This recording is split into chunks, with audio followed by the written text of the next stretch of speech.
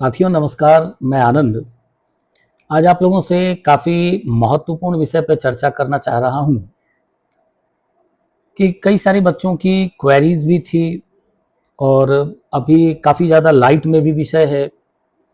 वो है Bihar assistant professor की जो परमानेंट बहाली आने वाली है 2026 वाली उसकी। अभी आपने देखा होगा कि कॉन्ट्रेक्चुअल बेस पे भी इसकी वैकेंसी गई है। बच्चों को कॉलेजेस भी अलॉट हो गए, कई सारे विवाद भी रहे, लेकिन उन विवादों पर चर्चा करने का कोई मतलब नहीं है। हम अपने काम की चीज़ देखते हैं। तो हमारा विषय होगा जो आने वाली 10,000 के करीब सीटें हैं परमानेंट वैकेंसी असिस्टेंट प्रोफेसर की, उसके लिए। तो यहाँ हमने देखा है कि काफ़ी सारे बच्चे बीटी की भी मांग कर रहे हैं कि जैसे नेट हो रहा है उस तर्ज पे बिहार में बिहार एलिजिबिलिटी टेस्ट होना चाहिए। बच्चों की मांग जायज भी है तो उस पर भी सरकार को ध्यान देना चाहिए। लेकिन यहाँ पर एक चीज़ और ध्यान रखिएगा कि आपने देखा होगा कि गवर्नमेंट ने जो 211 डिग्री कॉलेजेस की जो वैकेंसीज थी, देखिए कितने जल्दी में कॉन्ट्रेक्चुअल बेस पे वैकेंसी आई भी। कुछ विवादों के बावजूद जो भी उसका अलॉटमेंट वगैरह था, सारी चीज़ें हो गई। तो मेरा यहाँ ये कहना होगा कि जो आने वाली वैकेंसी है, हम इसके प्रिपरेशन में ना रहें कि बीईटी होगा या बिहार सरकार वैकेंसी निकालेगी या बाकी जो चीज़ें ऑन एंड ऑन जो इनकी प्रक्रियाएं हैं वो हो या ना हो, वो अपने सरकार की प्रक्रिया है। हमारा काम होना चाहिए कि हम बिहार असिस्टेंट प्रोफेसर के परमानेंट वैकेंसी के लिए काम अभी से शुरू कर दें। जब ये वैकेंसी आए तो हमारा सिलेक्शन इसमें श्योर शॉट हो। तो अब थोड़ा सा इस पर चर्चा करेंगे कि देखते हैं कि क्या मोड होगा, कैसे कौन सी चीजें होंगी। तो यहाँ ध्यान रखिएगा कि दोनों के लिए था, तो हम यहाँ पे रेगुलर वाले की बात करेंगे, कॉन्ट्रेक्चुअल वाले की बात नहीं करेंगे। तो यहाँ पे जो पोस्ट आने वाली है लगभग अप्रॉक्स में 10,000 के करीब होने वाली है। जो अभी नया वाला जो ड्राफ्ट आया है उस ड्राफ्ट के हिसाब पे लगभग 10,000 के करीब सीटें आने वाली हैं, हर विषय की सीटें आने वाली हैं। कंडक्ट इसको कौन कराएगा? Bihar state university service commission. और जितने भी बिहार के सरकारी कॉलेज हैं उन सभी के असिस्टेंट प्रोफेसर की वैकेंसी इसी के द्वारा होने वाली है। और मोड कैसा होगा? जैसे अभी तो कॉन्ट्रेक्चुअल वाला था तो उसमें हमने एकेडमिक स्कोर को लिया है। यहाँ चूंकि परमानेंट होगा तो ऑल इंडिया कंपटीशन के थ्रू होगा। सभी भारत के सभी राज्य के बच्चे इसमें बैठ सकेंगे और उसके आधार पर तय किया जाएगा जो एग्जाम को क्वालिफाई करेगा। अब रिक्विजिशन का प्रोसेस क्या होगा कि इंडिविजुअल हर यूनिवर्सिटी के हिसाब से सरकार के पास रिक्तियां होंगी, उस रिक्तियों के आधार पर बहाली को फिलअप करने का काम किया जाएगा। और ये डिपार्टमेंट किसके द्वारा होगा? उच्च शिक्षा विभाग, हायर एजुकेशन डिपार्टमेंट। पोजीशंस कैसा होगा? तो परमानेंट है चूंकि, तो रेगुलर वैकेंसी होगी। और यहां सबसे बड़ी बात है कि अन्य राज्यों के तर्ज पे बिहार भी अब किस पे काम कर रहा है? रिटन एग्जामिनेशन और इंटरव्यू के परफॉर्मेंस पे। ये ध्यान देना है आपको। अब जो रिटन क्राइटेरिया अभी तक रखा गया है कि मास्टर्स डिग्री होना चाहिए जिस भी विषय में आप अप्लाई करेंगे। 55% कम से कम नंबर जनरल कैटेगरी के लिए होना चाहिए और 5% का इसमें रिलैक्सेशन दिया जाता है SC, ST, EBC, BC इन सभी को। और बिहार के जो डोमिसाइल वगैरह PWD कैंडिडेट्स वगैरह हैं उनको भी मिलेगा 5% का रिलैक्सेशन। और साथ ही साथ में कुछ एलिजिबिलिटी क्राइटेरिया भी है कि जो बच्चा फॉर्म भरेगा वो UGC नेट या CSIR नेट विज्ञान का छात्र है तो कंडक्ट वो क्वालिफाई होना चाहिए, नहीं तो बिहार सरकार के द्वारा जो स्लेट या सेट की परीक्षा होती है वह क्वालिफाई उसे करना चाहिए।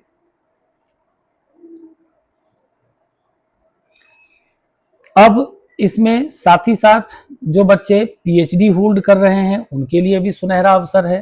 तो PhD के लिए मैं बहुत डिटेल्स नहीं जाऊंगा, जो UGC का रेगुलेशन है 2009 वाला और 2016 वाला उसको ध्यान से पढ़ेंगे कि जिन्होंने किया है 2009 से पहले उनके लिए नेट और स्लेट वाले में एग्जाम्पशन मिलता है जो आपको पता होगा। और जो मतलब PhD जिन्होंने वर्ल्ड के टॉप 500 यूनिवर्सिटीज से किया है उनको वो डायरेक्टली एलिजिबल होंगे। ठीक है। और यहाँ भी ध्यान रखिएगा कि बिहार के बच्चों को इसमें छूट मिलनी चाहिए, मेरी भी अपनी राय है। क्योंकि बिहार में देख ही रहे हैं कि वहां भी डोमिसाइल लागू होना चाहिए और वहां के बच्चों को भी इसका लाभ प्रॉपर मिलना चाहिए। तो मेरे हिसाब से भी उम्र सीमा को बढ़ाया जाना चाहिए। जो 43 साल है इसको बढ़ा करके या तो पुराने वाला 55 साल किया जाना चाहिए या बाकी 45 साल वगैरह, बाकी जो है वो, लेकिन 43 से ज्यादा होना चाहिए। खैर, इस पे हम बाद में बात करेंगे। अब हम ये देखेंगे कि सरकार ने इसके लिए क्या तय किया है, मिनिमम और मैक्सिमम एज क्राइटेरिया, जिसपे अभी जो ये वाला हुआ है, मतलब कॉन्ट्रेक्चुअल वैकेंसी गई है, उसमें भी यही उम्र सीमा रखी गई थी, मिनिमम 21 वर्ष, मैक्सिमम 43 वर्ष, 43 ईयर्स। कि रिटन एग्जामिनेशन होगा, और ये रिटन एग्जामिनेशन ध्यान रखिएगा साथियों, ये काफी इंपॉर्टेंट है कि जो एग्जामिनेशन पैटर्न है सिलेक्शन का वो 200 नंबर का होगा। और इस 200 नंबर में ये काफी इंपॉर्टेंट भाग है, रिटन एग्जामिनेशन कंडक्ट करवाया जाएगा। ये रिटन एग्जामिनेशन कितने नंबर का होगा, 175 नंबर का होगा, 3 घंटे का होगा। और इसमें ध्यान रखिएगा कि हर विषय का जो सिलेबस होगा ये है आपका यूजीसी नेट का। जो यूजीसी नेट का प्रेस्क्राइब्ड सिलेबस है वही सिलेबस यहां होगा। लेकिन यहां ध्यान रखना है कि चूंकि यूजीसी नेट ऑब्जेक्टिव होता है और ये परीक्षा आपकी सब्जेक्टिव होगी, तो यहां पर कुछ आपके लिए डिफरेंसेस होंगे जिनको आपको समझना काफी आवश्यक होगा। इसके बाद है साथियों कि यहां इंटरव्यू भी होगा। इंटरव्यू के लिए ध्यान रखिएगा कि इंटरव्यू 25 नंबर का होगा। 175 नंबर का रिटन परीक्षा होगी, 25 नंबर का आपका इंटरव्यू होगा, जिसमें टीचिंग स्किल्स और डिमॉन्स्ट्रेशन 13 नंबर के होंगे और बोर्ड पे इंटरेक्शन 12 नंबर का होगा। जैसे इस बार भी जो कॉन्ट्रेक्चुअल वैकेंसी गई है 12 नंबर का इंटरव्यू था, उसमें तो 6-6 नंबर करके बांटा गया था। तो टीचिंग स्किल्स जो आप पढ़ा रहे हैं वो आपका प्रॉपर ओरल इंटरव्यू होगा और बोर्ड पर इंटरेक्ट करवा के देखा जाएगा कि आप किस तरीके से कर पाते हैं और नहीं कर पाते हैं। शॉर्ट लिस्टिंग जो होगी कैंडिडेट की इंटरव्यू के बाद वो 1:3 के रेशियो में होगी, जो कि रिटन एग्जाम के नंबर पे होगा जिनको कि इंटरव्यू के लिए कॉल किया जाएगा। जो आपका रिटन एग्जाम होना है इसको जब हम ब्रेक डाउन करेंगे तो 175 नंबर में 20 नंबर के प्रश्न बहुत छोटे लघु उत्तरीय होंगे, एक एक नंबर के, जो 20 मार्क्स के होंगे। फिर उससे बड़े मतलब ये कहिए कि शॉर्ट आंसर क्वेश्चन होंगे, 15 क्वेश्चन होंगे 2-2 नंबर के, 30 मार्क्स के होंगे। इसके बाद रीजनिंग और एनालिटिकल प्रश्न होंगे 15, 3 नंबर के, 45 नंबर के होंगे ये। और लॉन्ग आंसर क्वेश्चंस होंगे जिसका फॉर्मेट, अब यहाँ पे ये ध्यान रखना है कि 250 वर्ड का भी ले सकता है, उस पर भी चर्चा करेंगे, 600 वर्ड का भी ले सकता है। 10 क्वेश्चंस होगा, 80 मार्क्स के ये होंगे आपके। जो एग्जामिनेशन क्वालिफाइंग क्राइटेरिया होगा, अनरिजर्व्ड वालों के लिए 40% नंबर लाना जरूरी है, बीसी वर्ग वालों के लिए 36.5%, ईबीसी वालों के लिए 34% और एससी एसटी और वुमेन के लिए 32% नंबर लाना आवश्यक है परीक्षा क्वालिफाई करने के लिए। बात करना चाहूंगा कि इस एग्जामिनेशन को क्रैक करने के लिए काम कैसे करना है। तो जैसे साथियों मेरा भी पीएचडी है, 10 साल का पढ़ाने का अनुभव भी है। आईएएस के बच्चों को मैं दिल्ली में बहुत सारे कोचिंग्स हैं जो कि नामी गिनामी संस्थाएं हैं, उनमें political science and international relations PSIR optional पढ़ाने का अनुभव है। खुद भी राजनीति विज्ञान से मैंने बीपीएससी के 2 इंटरव्यूज दिए हैं, 56वां से 59वां, 60वां से 62वां। साथ ही साथ आईएएस के भी मेंस और इंटरव्यू में अपियर हो रखा हूं। तो यहाँ साथियों काफी पुराना अनुभव भी है पढ़ाने का। काफी सारे बच्चे मेरे पढ़ाए हुए आज केंद्र सरकार और राज्य सरकार में राजनीति विज्ञान ऑप्शनल को लेकर के आज उच्च पदों पर सिलेक्टेड हैं। तो वीडियो बनाने की वजह यही है साथियों कि यदि मान लीजिए कि एग्जामिनेशन आपका ऑब्जेक्टिव होता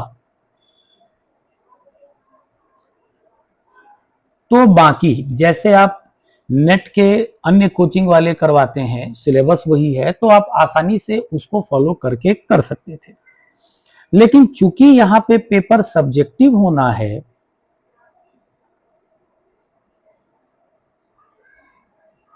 तो सब्जेक्टिव पेपर में आवश्यक है कि आपकी तैयारी बेहतर होनी चाहिए, अन्यथा सिलेक्शन के चांसेस कम होंगे।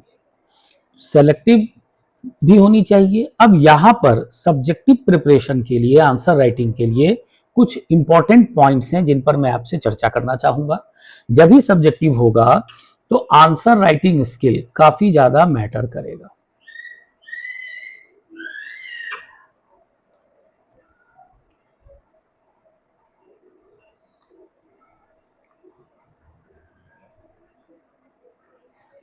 जैसे आईएएस में पूछा जाता है 250 वर्ड के आंसर्स, तो वहां पर भी ये चीजें हैं।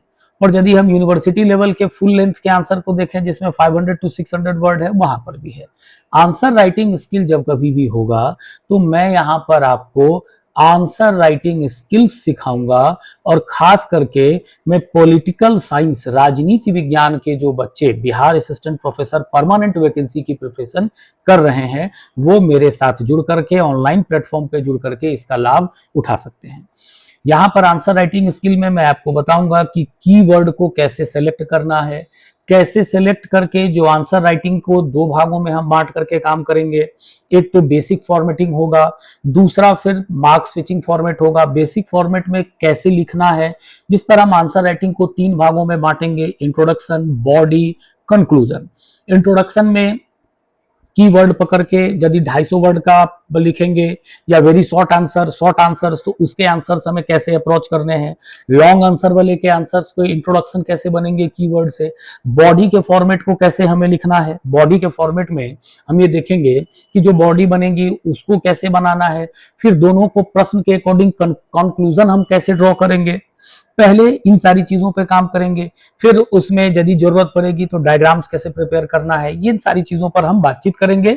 और इसके लिए साथियों, आप लोगों के लिए काफी मेरे अपने भी पुराने बच्चे हैं, उनकी भी क्वेरीज थी, उनको देखते हुए शुरुआत के समय में बिल्कुल मैं आप लोगों के लिए free of cost Anand IAS के तरफ से Bihar assistant professor political science के लिए आंसर राइटिंग सीरीज और सिलेबस को कवर करने के लिए बिल्कुल प्रयास करता हूं। इसमें मैं आपको पर्टिकुलर जो भी थिंकर्स हैं, हम थिंकर्स से स्टार्ट करेंगे। थिंकर्स की विशेषताएं क्या सब रही हैं, थिंकर को समझने के कौन कौन से टेक्निक्स हैं, किस तरीके से हमें राजनीति विज्ञान के विचारकों को समझना है। जैसे कहा जाता है कि विचारकों को समझने के लिए आवश्यक है कि विचारक ने जिस समय में अपने विचार दिए हैं उस समय को समझना आवश्यक है। तो उन सारी चीज को, जैसे हम वेस्टर्न पॉलिटिकल थिंकर्स पढ़ेंगे तो वेस्टर्न पॉलिटिकल थिंकर में हम देखेंगे कि क्यों प्लेटो ने उस तरीके की बात कही है, सिटी स्टेट के लिए कौन कौन सी चीजें हैं, न्याय का सिद्धांत क्या है, शिक्षा का सिद्धांत क्या है, क्यों उस पर्सपेक्टिव के लिए वो बात ठीक थी, उसका आज के डेट में रिलेवेंस कैसे है। इन सारी चीजों को देखेंगे, थ्योरीज को समझेंगे और उसके बाद मैं कोशिश करूंगा कि आपको उस विषय से संबंधित यहीं पे ऑनलाइन ही आंसर राइटिंग के कुछ फॉर्मेट्स बता दूंगा कि आईएएस में और प्रीवियस ईयर क्वेश्चंस में किस तरीके के प्रश्न आए हुए हैं, या जो नेट का पुराना सब्जेक्टिव वाला पैटर्न था उसमें किस तरीके के पैटर्न में क्वेश्चंस आया हुआ है, उसको वहीं पे मैं आपको लिख करके एक फॉर्मेटिंग भी समझा दूंगा और कुछ प्रश्न आपको प्रैक्टिस करने के लिए भी दे दूंगा। उसके बाद यदि राजनीति विज्ञान के बच्चे चाहेंगे तो मेरा नंबर आपके पास होगा ही, इस नंबर पे कॉन्टेक्ट करके ऑनलाइन बैच आप जब चाहेंगे तो हम जल्द से जल्द इसको स्टार्ट करने का भी काम करेंगे। बैच पर आप जुड़िए, मिनिमम फी के साथ हम इस पे काम करेंगे, जिससे अभी से आप प्रिपेयर होकर के काम करेंगे तो ही आपका सिलेक्शन हो पाएगा। अब इसके साथ साथ मैं आपको इसमें ऑनलाइन वाले में असिस्टेंट प्रोफेसर के लिए चूंकि रिटर्न है तो ये आवश्यक है, इतना आपको करना पड़ेगा। नेट वाला पुराने पैटर्न पे, ऑब्जेक्टिव वाले पे काम यहाँ चलेगा नहीं। सबसे पहले हम कंप्लीट सिलेबस के कवरेज को देखेंगे, पूरे के पूरे यूजीसी नेट के पैटर्न को रिटर्न फॉर्मेट पे हम कैसे करेंगे, हम उसका काम करेंगे। इसके बाद सब्जेक्टिव आंसर राइटिंग, ये साथियों मैं बिल्कुल अपने अनुभव पे और जिन छात्रों का सिलेक्शन हो चुका है उन पे जो मैंने प्रयोग किए हैं आंसर राइटिंग के फॉर्मेट्स को लेके, जो मैंने बताए हैं, उन सभी के अनुभव के आधार पर यहां पर आपको answer writing, subjective answer writing सिखाऊंगा, उसके प्रैक्टिस करवाऊंगा। इसके बाद टीचिंग करेंगे हम लोग, डिमॉन्स्ट्रेशन और इंटरव्यू गाइडेंस भी आपको मिलेगा प्रॉपर डिमॉन्स्ट्रेशन के साथ। जो भी लेक्चर्स हैं वो सारे आपके रिकॉर्डेड फॉर्म में रहेंगे। आप 1-to-1 मेरे साथ आप मेंटोरशिप का भी काम कर सकते हैं। नंबर है मेरा, आप आसानी से मेरे से जुड़ भी सकते हैं। ठीक है। और जिन बच्चों का यहाँ सिलेक्शन हो जाएगा उनको हम इंटरव्यू के लिए भी प्रिपरेशन करवाएंगे। इसीलिए देर ना करें और जो अपना आनंद आईएएस वाला प्लेटफॉर्म है इस पर आकर के आप रजिस्ट्रेशन करवा लें और जो हमारा नंबर चल रहा है उस नंबर पे चल के आप रजिस्ट्रेशन करवा लें, जिससे जल्द से जल्द आपके लिए बैच स्टार्ट हो सके और हम लोग पॉलिटिकल साइंस से के बच्चों के लिए, असिस्टेंट प्रोफेसर के लिए उस पर काम कर सके। क्योंकि आपका सिलेक्शन हमारे लिए काफी महत्वपूर्ण है और आनंद आईएएस का आपके सिलेक्शन में कुछ योगदान हो, तभी मुझको लगा कि इस विषय वस्तु पर आपसे बात करना आवश्यक होगा, क्योंकि काफी ज्यादा अभी चर्चा में है बिहार असिस्टेंट प्रोफेसर की बहाली। और कई सारे बच्चे जो मेरे खुद के पढ़ाए हुए भी हैं और जो इसका प्रिपरेशन कर रहे हैं, उनका मेन ये क्वेरी था कि सर नेट के आधार पर यदि होगा तो हम ऑब्जेक्टिव वाला काम तो कर लेंगे, लेकिन सब्जेक्टिव वाले पेपर में दिक्कत होगा। तभी मैंने आपसे इंटरेक्ट किया है। तो ज्यादा से ज्यादा संख्या में आइए, जुड़िए, जिससे आपका सिलेक्शन निश्चित हो सके। धन्यवाद। जय हिंद।